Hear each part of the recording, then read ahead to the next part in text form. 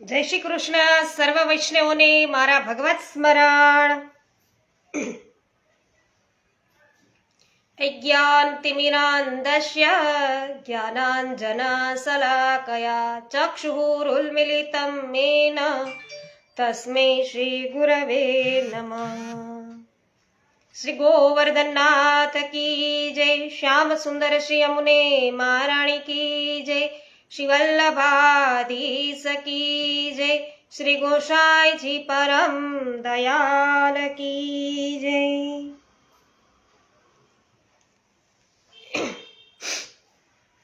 વિનોદભાઈ ગજ્જર સર્વપ્રથમ વૈષ્ણવ, જય શ્રી કૃષ્ણ, સ્વાગત છે.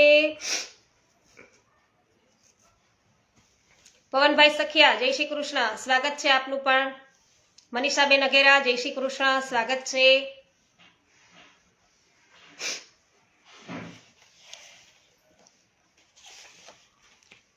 જ્યાર વડાલિયા, જય શ્રી કૃષ્ણ, સ્વાગત છે.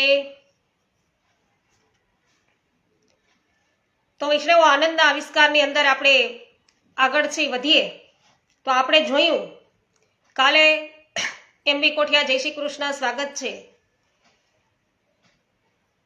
કે પ્રભુ છે શ્રીનાથજી બાવા અને શ્રી મહાપ્રભુજીનું પ્રથમ મિલન છે એ શ્રી ગિરિરાજ પર થયું. અને સર્વપ્રથમ છે શ્રી મહાપ્રભુજીએ મંદિરની અંદર છે એ શ્રીનાથજીને પાઠ બેસાડ્યા છે અને રામદાસ મુખિયાજીને છે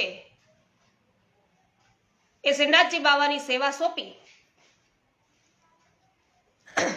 અને દમલાને એટલે કે દામોદરદાસ હર્ષાનીને મહાપ્રભુજી કહી રહ્યા છે કે મને ગોવર્ધનમાં વાસ કરવો ખૂબ જ ગમે છે અને આ પ્રભુના કીડાધામ વ્રજમાં સદાકાળ રહેવું પણ મને ખૂબ જ ગમે છે, પ્રિય છે. માટે આપણે અહીં લાંબો સમય રહીએ અને આ વ્રજભૂમિનો આનંદ લઈએ. આમ છે મહાપ્રભુજીએ કહ્યું છે. આજે આગળ વધીએ. એમબી કોઠિયા, અમરીશભાઈ છત્રાલા, નૂતનબેન જાવિયા, આપનું પણ સ્વાગત છે. તો ગિરિરાજજીના મુખારવિંદ જેવી સુંદર શિલા સામે ઠોકરના વૃક્ષ નીચે શ્રી મહાપ્રભુજીએ મુકામ કર્યો છે. સવાર સાંજ આપ શ્રી અહીં બિરાજી શ્રીમદ ભાગવતનું પારાયણ કરે છે. બપોરે આપ શ્રી વિશ્રામ કરતા કરતા નિકુંજ લીલાઓનું પ્રતિક્ષણ આહવાન કરી રહ્યા છે, અવગાહન કરી રહ્યા છે, નિરીક્ષણ કરી રહ્યા છે. તો એક દિવસ બપોરના સમયે શ્રી વલ્લભ દામોદરદાસની ગોદમાં પોતાનું મસ્તક મૂકી અને પોઢ્યા છે અને આપને ઘસઘસાટ નિંદ્રા આવી ગઈ છે. દામોદરદાસજી આપશ્રીના મુખારવિંદનું દર્શન કરતા કરતા સ્વરૂપ સુધાનું પાન કરી રહ્યા છે. ત્યાં દામોદરદાસજીના કાને નુપુરના ઝણકારનો અવાજ આવ્યો. એટલે તેમણે દ્રષ્ટિ છે ઊંચી કરી. શ્રી ગિરિરાજજીના શિખર તરફ એમણે જોયું તો ત્યાંથી સસ્મિત મુખારવિંદ શ્રીનાથજી શ્રી હસ્તમાં લાલ છડી લઈ અને પધારી રહ્યા છે. શ્રી મહાપ્રભુજીની પાસે પધારવાની શ્રીનાથજીની આતુરતા દામોદરદાસજીને સમજાઈ ગઈ કે શ્રીજી બાવાને ખૂબ જ આતુરતા છે શ્રી વલ્લભ પાસે પધારવાની. એટલે તેમણે ક્ષણવાર વિચાર કર્યો દામોદરદાસે કે મારા સ્વામી શ્રી વલ્લભ છે એ તો ઘસઘસાટ ઊંઘે છે અને શ્રીનાથજી છે એ નજીક પધારશે તો ઝાંઝરના ઝણકારની અવાજથી તેઓ છે એ જાગી જશે અને તેમની નિંદ્રામાં છે એ ખલેલ પડશે. તો સેવક તરીકે સ્વામીનું સુખ વિચારવું એ જ મારી ફરજ છે. આમ વિચારી દામોદરદાસજીએ દિન વદને હાથ જોડી અને શ્રીનાથજીને સંકેતથી વિનંતી કરી કે મહારાજ આપ કૃપા કરી અને હમણાં છે અહીં પધારશો નહીં, શ્રી મહાપ્રભુજી ઘસઘસાટ ઊંઘે છે. તો દામોદરદાસજીની વિનંતી શ્રીનાથજીએ સ્વીકારી અને શ્રી મહાપ્રભુજી જાગે તેની રાહ જોતા જોતા જ ઊભા રહી ગયા. અને થોડા સમય છે એ પસાર થયો અને શ્રી મહાપ્રભુજી જાગ્યા. નેત્ર ખોલતા જ દૂર શ્રી ગિરિરાજજી પર શ્રીનાથજીને ઊભા રહેલા જોયા અને મહાપ્રભુજી બેઠા થઈ ગયા અને હાથ જોડીને વિનંતી કરી કે બાબા આપ ત્યાં દૂર કેમ ઊભા છો? અહીં પધારો. શ્રીનાથજી શ્રી મહાપ્રભુજીની પાસે પધાર્યા. શ્રી મહાપ્રભુજીએ પોતાની ગોદમાં શ્રીનાથજીને પધરાવ્યા અને પૂછ્યું કે આપ દૂર ત્યાં કેમ ઊભા હતા? શ્રીનાથજીએ આજ્ઞા કરી કે આપ સૂઈ ગયા હોવાથી તમારા સેવકે મને અહીં આવતા રોક્યો હતો, તો તમારા જાગવાની કે હું તો રાહ જોતો ત્યાં ઊભો હતો. શ્રીનાથજી બાવા કી તો શ્રીનાથજીના વચન સાંભળી અને પ્રભુને પરિશ્રમ થયાનું જાણી શ્રી મહાપ્રભુજીને ગુસ્સો આવ્યો. આપે દામોદરદાસને એવી આજ્ઞા કરી કે દમલા, તે ઘણું ખોટું કર્યું છે, તે પ્રભુને પરિશ્રમ કરાવ્યો, તે તારો મોટો અપરાધ છે. અને દામોદરદાસજીએ હાથ જોડીને વિનંતી કરી કે મહારાજ, આપની વાત મને માન્ય છે, પરંતુ મારો એક પ્રશ્ન છે કે મહારાજ, પ્રશ્ન એ છે કે દાન મોટું કે દાનનો આપનાર મોટો? મહારાજ, કોઈક મનુષ્ય પાસે 1000 રૂપિયા હોય અને તે 100 રૂપિયાનું દાન કરે તો તેમાં તે દાનના આપનારની શી મોટાઈ? પરંતુ કોઈક મનુષ્યને માંડ 100 રૂપિયા મળ્યા હોય અને તેના સર્વસ્વ જેવા તે 100 રૂપિયા છે એ બીજાને પ્રેમથી આપી દે તો તેમાં તે દાતાની મોટાઈ છે, તો દાનની મોટાઈ નથી. માટે મહારાજ, દાન કરતા દાન આપનાર છે એ મોટો છે, એટલે કે દાતા છે એ મોટો છે. તેથી મારા મન તો આપ સર્વસ્વ છો. મહારાજ, આપે કૃપા કરી અમને અનાથ જીવને શરણે લીધા અને આપના સર્વસ્વ એવા શ્રીનાથજી છે એ અમને દાનમાં આપી દીધા. માટે મહારાજ, ગુરુ અને ગોવિંદ બંને ખડા હોય ત્યાં હું તો પહેલા ગુરુને વંદન કરું છું, કારણ કે ગુરુની કૃપાથી જ મને ગોવિંદ મળ્યા છે. માટે મેં શ્રીનાથજી બાવાને પરિશ્રમ આપ્યો છે. આપ જે દંડ કરશો તેને હું આશીર્વાદ માની અને ઝીલી લઈશ. તો ગુરુ ગોવિંદ દોને ખડે કિસકો લાગુ પાય, એ વાત છે. તો દમલા, તારી ભાવના ઉત્તમ છે, છતાંય પ્રભુને પરિશ્રમ તો થયો જ છે, એટલે તને ભગવદ પ્રાપ્તિમાં 10 જન્મનો અંતરાય થશે. તારે 10 જન્મ સુધી ભૂતલ પર પ્રગટ થવું પડશે.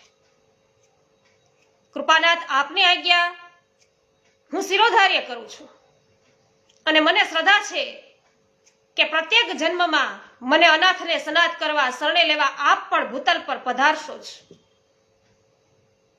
અને એટલે આપનું સાનિધ્ય મને પ્રાપ્ત થવાનું હોય તો મને પછી બીજો કોઈ શોક કરવાનું કારણ જ નથી. મહારાજ, આ નિમિત્તે પણ આપ વારંવાર છે ભૂતલ પર પધારશો.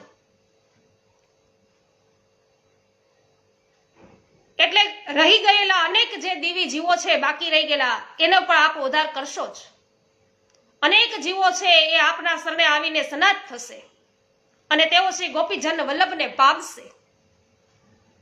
તો એનાથી રૂડું બીજું શું હોઈ શકે? તો આપ સદૈવ આજ્ઞા કરો છો કે આ માર્ગ અમારા જેવા જીવો માટે છે.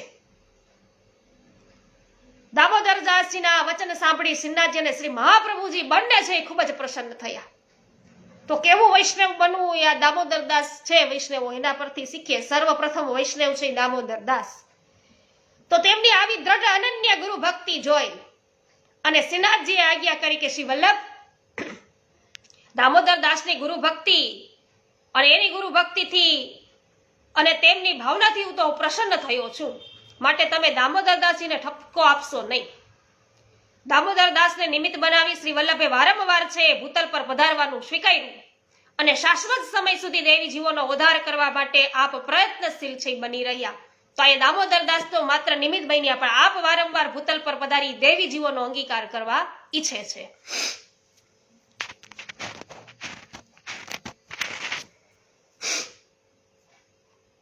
કોરટ મગનભાઈ, નેભાભાઈ, ગિરીશભાઈ અંટાલા, નૂતનબેન ઝાવિયા, પ્રવીણભાઈ વસોયા, પાવતીબેન, હેમાબેન ગુજરાતી, હંસાબેન પટેલ, દામજીભાઈ ગધેસરિયા, મનોજભાઈ કાલરિયા, રંજનબેન લુણાગરિયા, લલિતાબેન અકબરી, નૂતનબેન ઝાવિયા, અમરીશભાઈ છત્રાળા, આપ સર્વ વૈષ્ણવોનું સ્વાગત કરું છું. જય હો નૂતનબેન.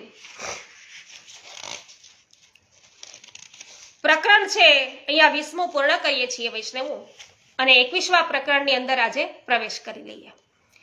તો વ્રજ યાત્રા કરતા કરતા સેવકો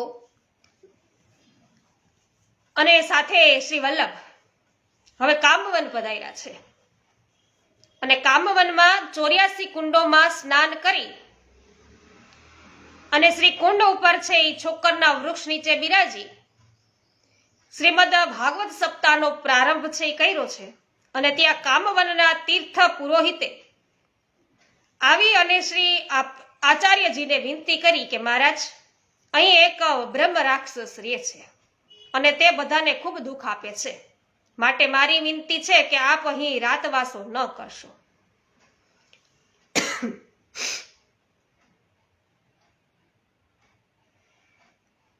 હા, દાનના ઢગલા પડ્યા હોય અને દેનાર કોઈ ના હોય તો એ દાન શું કામનું, એટલે દાન કરતા દાતા છે એ મોટો. જય હો વિનોદભાઈ, ખૂબ જ સુંદર. તો પ્રભુ તો હતા જ વૈષ્ણવો, પ્રભુ તો છે, હતા અને રહેવાના છે, પણ આપણો સંબંધ પ્રભુ સાથે કોણ કરાવી આપે? આપણને પ્રભુ બતાવનાર કોણ? એની સાથે આપણો સંબંધ જોડનાર કોણ? તો એ તો શ્રી મહાપ્રભુજી. એટલે આપણા માટે તો સર્વસ્વ જે કાંઈ છે શ્રી મહાપ્રભુજી છે. વાલા વૈષ્ણવો, તો જે રીતે દ્રઢ આશ્રય છે જેવો દામોદરદાસજીનો મહાપ્રભુજી પ્રત્યે, એવો આપણે પણ છે શ્રી ગુસાઈજી પ્રત્યે, શ્રી વલ્લભ પ્રત્યે હોવો જોઈએ વૈષ્ણવો. મનીષાબેન માકડિયા, સ્વાગત છે આપનું પણ. આવી વાત કરી કે તમે અહીંયા રાતવાસો ન કરતા, અહીંયા બ્રહ્મ રાક્ષસ રહે છે અને બ્રહ્મ રાક્ષસ છે એ બધાને હેરાન કરે છે. એટલે શ્રી વલ્લભે છે એ મંદ સ્મિત કરી કોઈ ઉત્તર આપ્યો નહીં. આપે ત્યાં જ રાતવાસો કર્યો. મધ્યરાત્રિ પસાર થઈ અને ડોલતો ડોલતો એ વિકરાળ બ્રહ્મ રાક્ષસ છે એ શ્રી વલ્લભના મુકામ તરફ આવી રહ્યો હતો અને આપશ્રીના એક સેવક તે સમયે શ્રી કુંડ પર આપશ્રીના વસ્ત્રો છે એ ધોઈ રહ્યા હતા. એટલે શ્રી મહાપ્રભુજીના વસ્ત્રો છે એનો સેવક એક છે એ ધોઈ રહ્યા હતા અને તેમણે દૂરથી આવતા બ્રહ્મ રાક્ષસને જોયું. એટલે તેઓ તરત જ શ્રી વલ્લભ પાસે ગયા, ચરણ ચાપી શ્રી વલ્લભને જગાડી અને વિનંતી કરી કે મહારાજ, આજ સવારે પેલા તીર્થ પુરોહિત જે બ્રહ્મ રાક્ષસની વાત કરતા હતા ને, તે ડોલતો આવી રહ્યો છે. આપ શ્રી સત્વરે ઊભા થયા અને તે સેવક સાથે બ્રહ્મ રાક્ષસ આવતો હતો તે દિશામાં પધાર્યા. આપે તેની પાસે જઈ પોતાની ધોતી જે પેલા વૈષ્ણવે ધોઈ હતી તેનું જળ તેના પર છાંટ્યું. શ્રી મહાપ્રભુજી પોતાની જે ધોતી હતી અને એ ધોતી ધોવાયેલું જે પાણી હતું, જળ હતું, એ જળ છે આ બ્રહ્મ રાક્ષસ ઉપર છાંટ્યું. બ્રહ્મ રાક્ષસનો તરત જ દેહ છૂટી ગયો અને તેનો મોક્ષ થયો. અને પછી એ રાક્ષસ છે એ તો જય જયકાર કરતો કરતો વૈકુંઠમાં ચાલ્યો ગયો. તો આવો પ્રતાપ છે શ્રી મહાપ્રભુજીનો કે માત્ર એના જે ધોયેલી ધોતીનું જલ પણ છે ને સ્પર્શ થઈ જાય ને એનો, તો પણ રાક્ષસની યોનિઓ છૂટી જાય અને વૈકુંઠ ધામમાં એનો વાસ થઈ શકે. અહીંયા બેઠા બેઠા કેટલી ભક્તિ કરીએ ને તોય આપને વૈકુંઠ ધામ પ્રાપ્ત ન થાય, એવું આ શ્રી મહાપ્રભુજીએ કૃપા આવી રાક્ષસને પણ કરી, એનો પણ ઉદ્ધાર કર્યો વૈષ્ણવ. તો એટલા સમર્થ ગુરુ છે એ આપણી માથે ગાજી રહ્યા છે વૈષ્ણવો. શ્રી મહાપ્રભુજી આપણા ગુરુ છે. તો બોલો શ્રી મહાપ્રભુજીની, શ્રી વલ્લભાધીશ કી જય. જય હો મનીષાબેન અઘેરા, કંચનબેન સ્વાગત છે, નૂતનબેન પી શાહ આપનું પણ સ્વાગત છે, કેયુરભાઈ કોટડિયા સ્વાગત છે. તો સેવકે પૂછ્યું કે મહારાજ આ કોણ હતો? કોણ? તે આપે આજ્ઞા કરી કે પૂર્વજન્મમાં તે બ્રાહ્મણ હતો, કામવનનો રાજા હતો. જયો વિનોદભાઈ, આ કામવનનો એ રાજા હતો અને બ્રાહ્મણોને તેણે છે દાનમાં ઘણી બધી જમીન આપી હતી. પછી પાછલી ઉંમરમાં તેની બુદ્ધિ બગડતા આપેલું ધન બધું દાન હોય ને એ પાછું પડાવી લીધું. તો કાલે જ આપણે જોયું વૈષ્ણવો કે દાન, અર્પણ અને સમર્પણ એમાં શું ફરક છે, એ શું છે એ આપણે જોયું. તો દાનમાં લીધેલી વસ્તુનો આપણે પાછો ઉપભોગ કરવો એટલે મહા અપરાધ છે એવું શાસ્ત્રોમાં કીધું છે.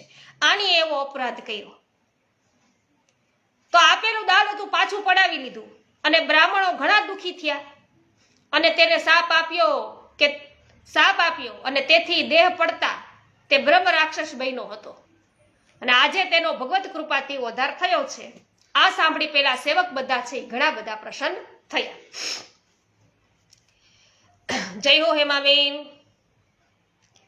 તો શ્રી વલ્લભ હવે ત્યાંથી વ્રજ પરિક્રમા કરતા કરતા ગહવર વન પધાર્યા. તો ગહેવર વન ચાલ્યામાં ગહેવર વન ચાલ્યા, આ એક ગહેવર વન, અને તે નિર્ગુણ સ્થાનમાં 7 દિવસ સુધી આપે શ્રીમદ ભાગવત પારાયણ કર્યું. અને એક દિવસ સાંજના સમયે સેવકોને સાથે લઈને આપ વનની સુંદરતા જોતા જોતા ભગવત લીલાનું ચિંતન કરતા હતા. અને માર્ગમાં સૌએ એક મોટા અજગરને પડેલો જોયો, અને તેના ઉપર લાલ રંગની અસંખ્ય કીડીઓ છે એ એકત્ર થઈ હતી અજગર ઉપર, અને તે બધી કીડીઓ પેલા અજગરને કરડતી હતી. ભયંકર ગણાતો અજગર છે એ ગરીબડો બની અને દુઃખ સહન કરતો પડ્યો હતો, અને આખરે મૃત્યુ પામ્યો હતો. તે શ્રી મહાપ્રભુજીને અજગરની દયા આવી.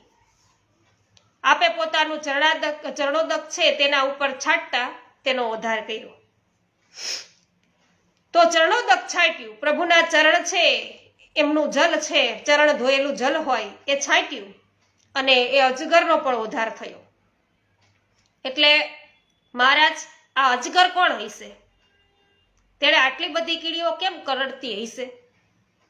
દમલા, આ અજગર છે ને એ પૂર્વ જન્મમાં વૃંદાવનનો એક મોટો મહંત હતો, અને તેણે પોતાના મોજ શોખ પોષવા માટે અનેક શિષ્યો બનાવ્યા હતા, અને તેમની પાસેથી ઘણું દ્રવ્ય છે એકત્રિત કર્યું હતું. અને તે પોતે ભગવત ભજન કરતો નહોતો, માત્ર દભ જ કરતો હતો, અને તેના શિષ્યોને પણ ભગવત ભક્તિના યોગ્ય માર્ગે વાળતો નહોતો. તો આવા દંભી જીવનના કારણે તેનું જીવન છે એ વિષય ભોગમાં પસાર થયું, અને દ્રવ્ય પણ તે જ માર્ગે વપરાઈ ગયું વિષયોમાં. તો તેણે જેની જવાબદારી નિભાવી નહીં, આ જેને શિષ્યો કર્યા હોય એની જવાબદારી એના ઉપર હોય. આપણે કોકને સેવક કર્યા હોય તો એ સેવક છે એ આપણા શરણે છે, તો એની સર્વ કઈ જવાબદારી છે સન્માર્ગે વાળવો, એને યોગ્ય માર્ગદર્શન આપવું, જ્ઞાન આપવું, તો એ બધી જવાબદારી છે એ ગુરુની બને. તો એને છે પોતાની જવાબદારી નિભાવી નહીં, અને ગુરુનું ગૌરવ છે એ જાળવું નહીં, તો શિષ્યોનું કલ્યાણ કરી શક્યો નહીં. તેથી બીજા જન્મમાં તે અજગર થયો. તો આ ઉદાહરણ આપીને અત્યારે વલ્લભકુલ એમ કહે કે અમે તમને બધાને શિષ્યો કરીએ, પછી અમારી હાલત શું આવી અજગર જેવી કરવી? અમે તમને કહીએ છીએ કે ભાઈ આપણા માર્ગની અંદર શું છે, આપણા માર્ગના શું સિદ્ધાંતો છે, તમે બ્રહ્મ સંબંધ લઈ જાઓ છો ને પછી આપણા માર્ગને તમે ભૂલી જાઓ, બસ લઈ લીધું, વાર્તા થઈ પૂરી. તો તમે તમારું કર્તવ્ય કે નિભાવતા નથી. અમે તો એ રાડો પાડી પાડીને કહીએ છીએ કે ભાઈ આપણા વૈષ્ણવોનું સેવક, વૈષ્ણવ થયા છો, સેવક થયા છો, તો એનો ધર્મ શું છે? તો વૈષ્ણવ છે એમાં વૈષ્ણવતા આવવી જોઈએ, એના કેવા લક્ષણો હોય વૈષ્ણવોના એ બધા અમે જણાવીએ છીએ, ગ્રંથોની અંદર જણાવ્યું છે, પણ તમે અનુસરો નહીં, અને અમે છે આવા સહભાગી થઈ જાય તમને બ્રહ્મ સંબંધ આપીને. તો અહીંયા ગુરુનું ગૌરવ છે એ જળવાયું નહીં, વૈષ્ણવ એને જાળવું નહીં, અને શિષ્યોનું કલ્યાણ કરી શક્યો નહીં, અને તેથી બીજા જન્મમાં તે અજગર થયો, અને તેના સર્વ શિષ્યો છે એ કીડીઓ થયા. બધા શિષ્યો છે ને કીડી બન્યા, અને આ પોતે અજગર બન્યો. તો પૂર્વ જન્મનો બદલો લેવા કીડીઓ બધી એકત્રિત થઈ અને આવી, અને તેઓ છે અજગરને ચટકા ભરતા ભરતા એવું કહેતા હતા કે રે દુષ્ટ અધર્મી, તે તારો અને અમારો બંનેનો કિંમતી મનુષ્ય દેહ વેડફી માર્યો, અમે તારા સેવક થઈ ગયા અને તે અમારો ઉદ્ધાર ના કર્યો. તો મનુષ્યનો ઉદ્ધાર તો ભગવાનના સેવા સ્મરણથી થાય છે, અને તે ન સેવા સ્મરણ કર્યું કે ન અમને શીખાવ્યું, તો આમ કહી અને કીડીઓએ છે ચટકા ભરી તે અજગરના પ્રાણ લીધા. પરંતુ તે મહંત છે એ મૂળ વ્રજનો જીવ હતો. તેણે એક જન્મનું સુખ અને બીજા જન્મનું દુઃખ વ્રજમાં જ ભોગવું, અને વ્રજના જીવની આખરે તો ભગવદ પ્રાપ્તિ તરફ જ ગતિ થાય છે. માટે તેનો ઉદ્ધાર છે એ થયો છે. એટલે તો વૈષ્ણવ બધા માગે છે કે વ્રજમાં આપો વાસ. તો વ્રજમાં શું કામ વાસ માગે? આ કારણે શું કીધું કે કે જે લોકો વ્રજની અંદર છે, વ્રજનો જીવ હોય, એક વખત જો વ્રજ છે એની અંદર રહ્યા હોઈએ તો એમની આખરે ભગવત પ્રાપ્તિ તરફ જ ગતિ થાય છે. તો મહારાજ ગુરુ યોગ્ય ન મળે તો શિષ્યોની અને ગુરુઓની આ જ સ્થિતિ થાય. હા દમલા, માટે જ જીવે ગુરુ નક્કી કરતા ગુરુના લક્ષણો વિચાર કરવો જોઈએ કે ગુરુમાં કેવા લક્ષણો છે એ પેલા વિચાર કરવો જોઈએ. અને ગમે તે વ્યક્તિને ગુરુપદે છે એ સ્થાપવી એ કોઈ કાળે છે એ જીવનું કલ્યાણ થતું નથી. તો મહારાજ ગુરુના કયા લક્ષણો હોવા જોઈએ? દમલા, જે વ્યક્તિ ગુરુ બનવા ઈચ્છતી હોય એ વ્યક્તિમાં કોઈ પણ પ્રકારનો દંભ હોવો જોઈએ નહીં. તેનું જીવન સરળ અને શુદ્ધ હોવું જોઈએ.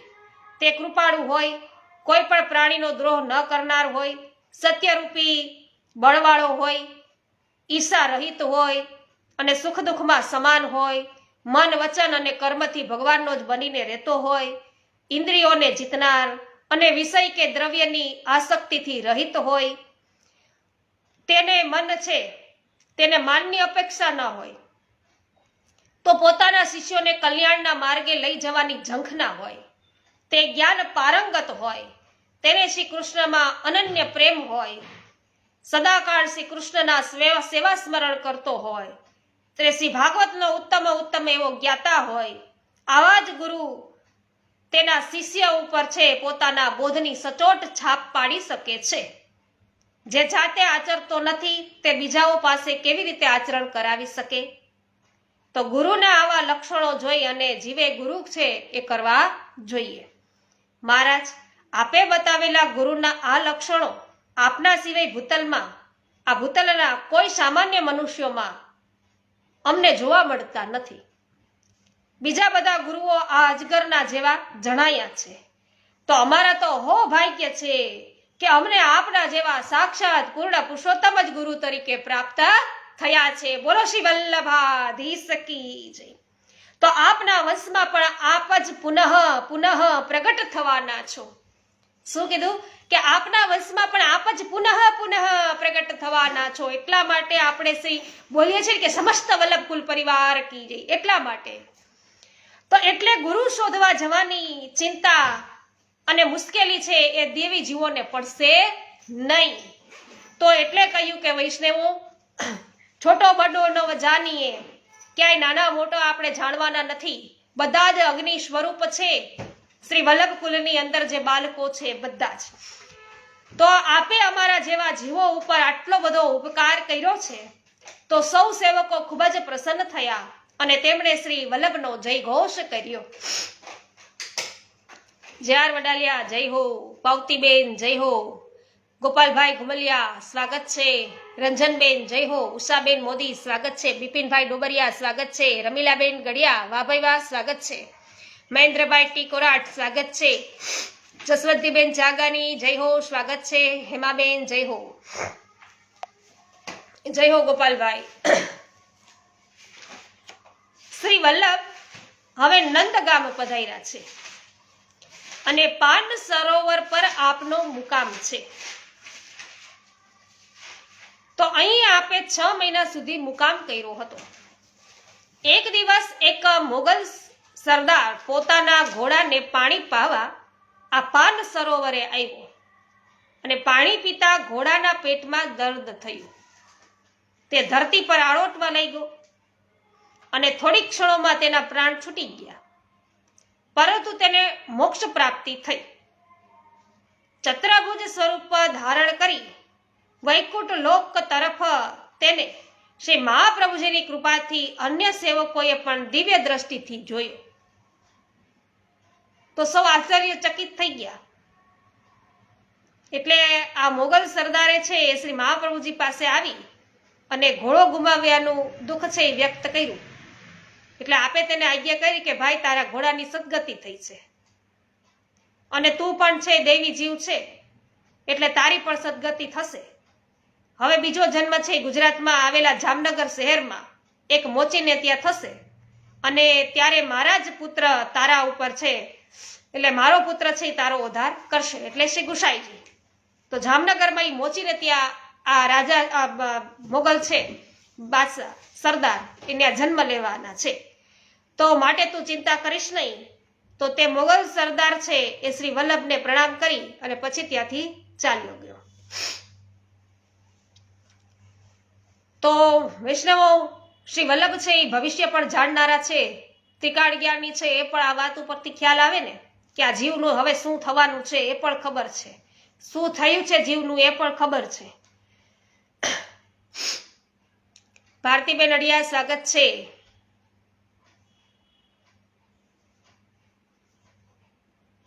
વૈષ્ણવો તો ભ્રમર જેવા હોય છે, જે પુષ્પોમાં રસ લેવામાં જ મગન રહે છે. તેમાં વૈષ્ણવ છે એ પણ પુષ્પોની અંદર છે જેમ રસ લેવામાં ભ્રમરો છે એ મગ્ન રહે છે, એમ વૈષ્ણવ પણ સત્સંગનો રસ પાન અને પ્રભુ છે ભક્તિમાં મગ્ન રહે છે.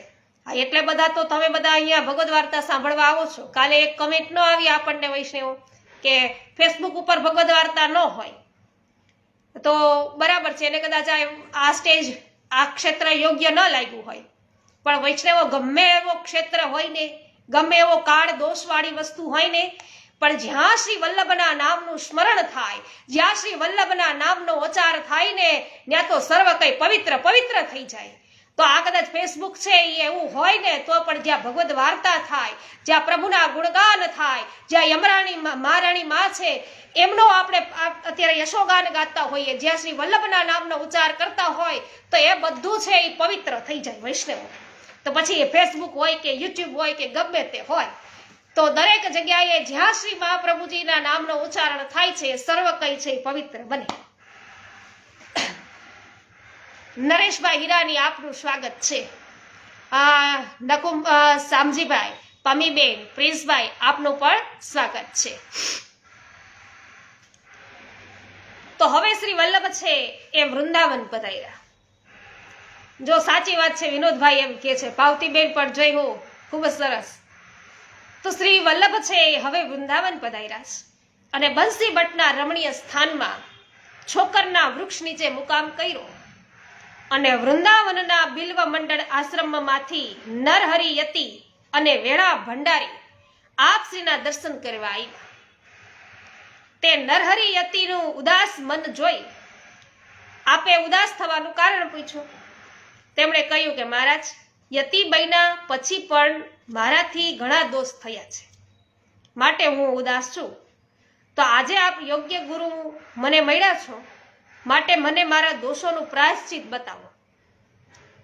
નરહરિ, શાસ્ત્રોની આજ્ઞા છે કે યતિએ એક સ્થળમાં કદી કાયમ રહેવું જોઈએ નહીં અને સ્ત્રીઓનો સમાગમ થાય તેવા સ્થાનમાં કદાપી રહેવું નહીં. કામ, ક્રોધ, લોભ, મોહનો ત્યાગ કરવો જોઈએ. તો જે ગુરુ સ્ત્રીઓમાં આસક્ત થાય છે તેનું જીવન છે એ પતિત થાય છે. તો શિષ્યા બનેલી સ્ત્રી તરફ કામ દ્રષ્ટિથી જોનાર એ નરકગામી બને છે. તો સ્ત્રી તરફ માતા કે પુત્રી ભાવથી જ વર્તવું જોઈએ. બીજાના દોષ દૂર કરવા એ ગુરુનું કાર્ય છે. તો આવો ગુરુ દોષમાં આસક્ત થાય તો તે બીજાનું કલ્યાણ કેવી રીતે કરે? ગુરુ દોષ યુક્ત હોય તો એ બીજાના દોષ શું દૂર કરશે? તો પરધન અને પર સ્ત્રી ઈચ્છા કરનાર માનવ નહીં પણ દાનવ છે. જો તે માનવ બનવા જ યોગ્ય ન હોય તો પછી એ ગુરુ બનવા કેવી રીતે યોગ્ય બને? માટે સર્વ દોષ રહિત, સર્વ ગુણોથી પરિપૂર્ણ અને નિષ્કામ વ્યક્તિને જ ગુરુ બનાવવા. તેવા ગુરુ ન મળે તો હરિસ્થાનમાં રહી ભગવાનની મૂર્તિ બનાવી અને તેમનું સેવન કરવું. કારણ કે આખરે તો ભગવાન શ્રી કૃષ્ણ જ સર્વદા જગત ગુરુ છે. તો નરહરિજી, તમને પશ્ચાતાપ થયો તે ઠીક થયું છે. માટે હવે શાસ્ત્ર આજ્ઞા પ્રમાણે 6 માસ સુધી વિવિધ વ્રતો કરી અને પ્રાયશ્ચિત કરી અને વૈદિક બ્રાહ્મણો દ્વારા પુનઃ સંસ્કાર છે ગ્રહણ કરો. તો આપ શ્રીની આ આજ્ઞા છે સાંભળી અને નરહરિ યતિજી છે તો ખૂબ જ પ્રસન્ન થયા છે અને વ્રજ પરિક્રમા પૂર્ણ કરી શ્રી વલ્લભ પુનઃ મથુરા પધાર્યા. વ્રજ યાત્રાનો આનંદ લીધા પછી આપે દામોદરદાસજીને આજ્ઞા કરી કે દમલા, હવે ફરી પાછા ભારત પરિક્રમા કરવા માટે આપણે આગળ વધીશું. જ્યાં પ્રભુના પ્યારા દેવી જીવો સવિશેષ પ્રમાણમાં રહે છે તેવા ગુજરાત પ્રદેશ તરફ આપણે જઈશું. વાહ ભાઈ વાહ, પ્રભુ ગુજરાત પધારશે. તો આપ ગુજરાતમાં પધારવા માટે મથુરાથી વૃંદાવન પધાર્યા અને ત્યાંથી પુષ્કરજી પધાર્યા છે. હંસાબેન કહે છે કે આ સાચી વાત છે, ખૂબ સરસ. સુમિત્રાબેન સાવલિયા સ્વાગત. જયાબેન ઘોડાસરા, શાંતિભાઈ ઘોડાસરા, જય શ્રી કૃષ્ણ. વિનોદભાઈ પણ એમ જ કહે છે કે સાચી વાત છે. વાહ, ખૂબ સરસ. તો વૈષ્ણવો, તો હવે શ્રી વલ્લભ છે ગુજરાત પધારવાના છે, તો ગુજરાતની અંદર કઈ રીતે છે પરિક્રમા છે આગળ ચલાવશે એ આપણે આવતીકાલે જોઈ લેશું. તો વ્રજે આ યાત્રા પૂર્ણ કરીને મથુરામાં આવ્યા એટલે વૈષ્ણવો આપણે એવું યાદ આવે કે આપણે પણ વ્રજ પરિક્રમા છે પૂર્ણ થાય એટલે છેવટે મથુરા આવીએ છીએ. તો યાદ છે શરૂઆત કેવી રીતે કરી હતી? અંતર્ગૃહી પરિક્રમાથી કરી હતી. મહાપ્રભુજીએ પણ એમ જ કર્યું છે, અંતર્ગૃહી પરિક્રમા કરી અને પછી આગળ છે ધીમે ધીમે તેઓ વ્રજમાં આખી પરિક્રમા પૂર્ણ કરીને ફરી પાછા મથુરા પધાર્યા અને હવે આપ શ્રી ગુજરાત તરફ છે આગળ વધી રહ્યા છે. રાજશ્રીબેન શાહ, આપનું સ્વાગત છે. કૈલાસબેન કાલસરિયા, ખૂબ જ સરસ. તો આજે સર્વ વૈષ્ણવોને મારા ભગવત સ્મરણ, જય શ્રી કૃષ્ણ. તો વૈષ્ણવો, આવતીકાલે છે આપણે આગળ વધશું આનંદના આવિષ્કારની અંદર. શ્રી વલ્લભાધીશ કી જય, શ્રી ગુસાઈજી પરમ દયાલ કી જય.